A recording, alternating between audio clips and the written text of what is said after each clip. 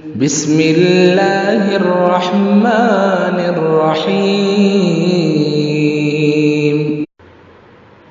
هل أتاك حديث الغاشية؟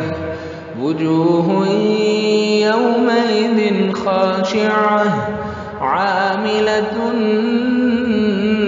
ناصبة تصلى نارا حامية تسقى من عين آنية ليس لهم طعام إلا من ضريع لا يسمن ولا يغني من جوع وجوه يومئذ ناعمة لسعيها راضية في جنة عالية لا تسمع فيها لاغية فيها عين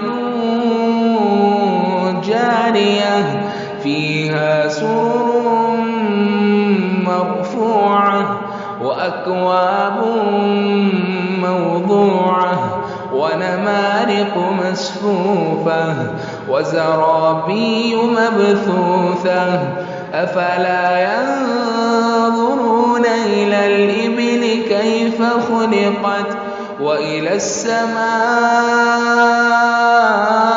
السماء كيف رفعت وإلى الجبال كيف نصبت وإلى الأرض كيف سطحت فذكر إنما أنت مذكر لست عليهم بمسيطر إلا من تولى وكفر فيعذبه الله العذاب الأكبر إن إلينا إيابهم ثم إن علينا حسابهم.